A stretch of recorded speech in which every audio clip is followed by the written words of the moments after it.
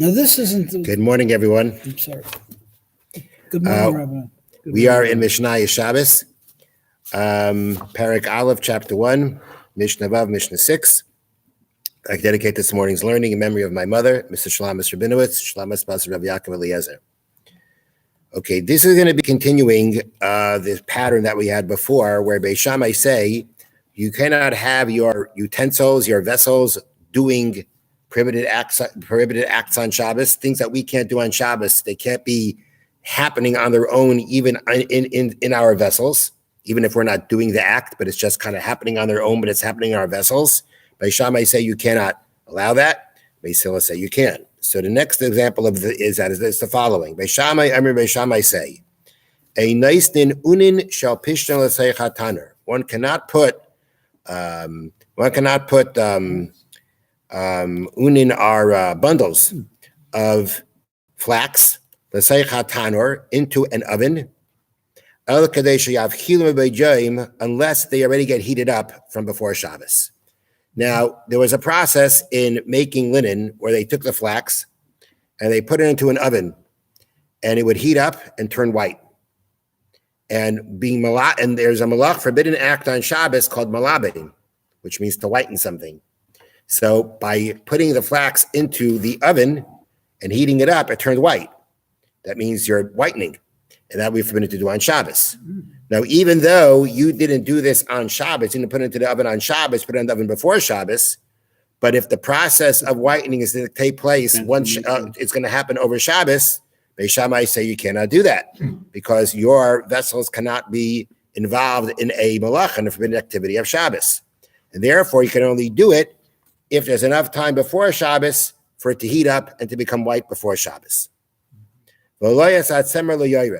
Nor can you put wool into a pot with dye, unless the color already takes hold from before Shabbos. Again, dyeing, saveya, is a malacha on Shabbos. So even though you're putting it in before Shabbos, and it's just happening on its own over Shabbos, but again, Beis Shammai say you cannot do that because it's your pot that it's happening in. And therefore, you can only do that once the color already takes hold before Shabbos. So the act of dyeing has already taken place, and then you can leave it in there over Shabbos if you want to.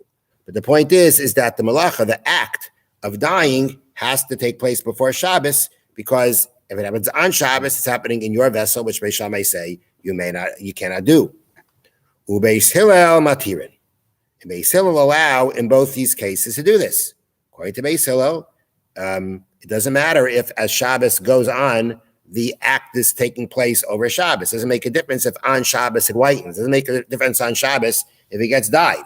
If you didn't do it on Shabbos, you put it into the pot before Shabbos, and even before Shabbos. It happens on its own, even though it's happening in your vessel. Beis Hillel say, no problem, because a person does not have an obligation for his vessels to rest on Shabbos, for his vessels not to do forbidden activity on Shabbos. Now, the Bartanura points out, and this is from the Gemara, that when it comes to the case of the wool going into the pot of dye, so basically you got this big cauldron, so to speak, right? It's on a fire, right? In it is the dye, and you put the wool in, and you leave it in there until the color takes hold into the wool or into whatever it is that you're dyeing. Now, there's a problem in the sense that in Midrabanan, you cannot have a pot on an open fire on Shabbos, because we're afraid that you're going to come and take a stick and stir up the coals to make the fire bigger. That's how the fires were then, right? Even if it was a pot on a fire, you had these embers or these coals or these pieces of wood that were burning, and you had the pot resting on it. And sometimes you'd want to, get the fire going more, and you'd stir it up. If you stir it up on Shabbos, that's Havara, that's making a fire.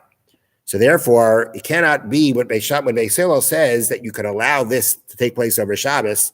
It cannot happen on an open fire. Not midaraisa, not according to Torah law, midrabanan, according to rabbinic law. When Beis Hillel say you can do it. The question is, how can you do it on an open fire? We know there's a decree not to leave a pot on an open fire because you may stir up the coals. So it has to be, number one, that we're talking about that this pot is off the fire. Okay. Nonetheless, being that it's this vessel coming off the fire is what we call a kli rishon, right? It's the vessel that was on the fire. it's very hot. It still has the power to cook if it was cooking something. And, whether it's a kli rishon or not, at the end of the day, the dyeing process is still going to take place. As long as it was heated up enough, the hot water is still hot, even if it's not sitting on the fire. If it's still hot enough, the dye is going to, take to the wool, to the garment, whatever it is that you have in there, and the process will take place. And according to Beis Hillel, the fact that it takes place on Shabbos in your vessel is not a problem. There's one other condition that the Gemara says, according to Beis Hillel, to permit this, and that is that the pot cover, there's a cover to this pot. It has to be that there. So again, number one, it's off the fire because we don't want it to stir up. We don't want you to stir the coals. Number two, the cover on this pot is sealed, because if it's not sealed, we're afraid you're going to take the pot cover off and you're going to stir it. And if you stir it, that's actually an act of bishul, of cooking.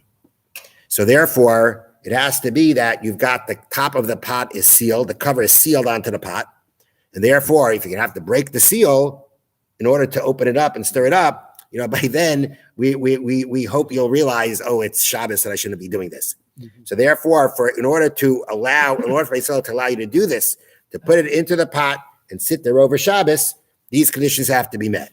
Interestingly, in the case of the flax in the stove, right?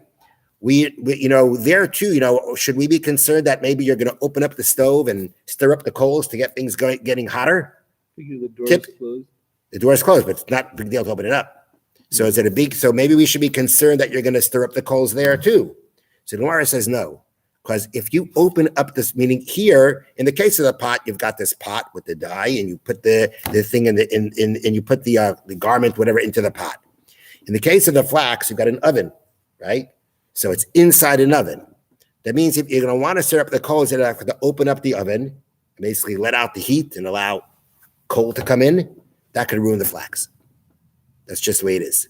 So therefore, we're not concerned you're going to open it up to stir it, because by doing that, you're going to mess up what's going to mess up the flax. So therefore, that's not a concern. Now, let's finish up the Mishnah. Beis Shammai, Armin Beis Shammai say, Ein parson mitzudais chaya v'oifes v'dagim. One cannot spread a trap to catch a chaya, a wild animal, birds, fish, el kadesh yatzudim b'yom, unless there's enough time for them to catch one of these things from before Shabbos. Meaning, if you set your trap, and your trap is going to catch an animal on Shabbos, your trap is doing an act of trapping, which is forbidden to do on Shabbos. You can't trap an animal on Shabbos. Mm-hmm. So according to Beis Shammai, your traps can't trap an animal on Shabbos. Therefore, if you're going to spread the traps, you have to spread it with enough time to catch an animal before Shabbos. Beis Hillel matirin, Beis Hillel say, no, set your trap, let it catch the animal on Shabbos. As long as you're not, doing that on Shabbos, happening on it, you set it up before Shabbos, not on Shabbos. Mm-hmm. Then it happens on its own. The fact that it's your vessel doing it, not a problem according to Beis Shammai. Now, according to Beis Hillel. Now, even according to Beis Shammai, there's a question. The wording of the Mishnah is that according to Beis Shammai, you would be able to set these traps if there's enough time for them to catch the animal before Shabbos. And what if it doesn't catch the animal before Shabbos? And it catches it on Shabbos? Then your vessel did a malacha on Shabbos. Yeah. So it's kind of difficult. It's hard to understand why, according to Beis Shammai, would have been enough just to set it up with enough time to catch an animal. But if it doesn't, and if it doesn't and catches it on Shabbos, then your vessel did an act of trapping on Shabbos. That should be a problem. So the Gemara says, and this is brought down in the commentaries, the Gemara says that the case according to Beis Shammai is that you set this trap in a place where there's a lot of fish. There's a lot of birds, and there's no question. You know, right, that if you set it up within a certain amount of time, you're going to catch. Mm-hmm. Now, the other thing is, though, all right, you know that you're going to catch something before Shabbos, right? But maybe you're going to catch more things on Shabbos, and each time you catch something on Shabbos, it's an act of trapping. So the answer is, we're talking about a very small trap. We're talking about a trap that once you set it up, and one or two things get in there, done, no more room.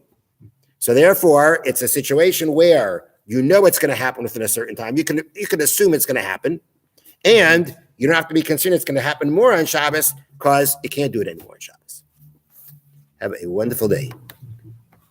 What was your question? But Beis Hillel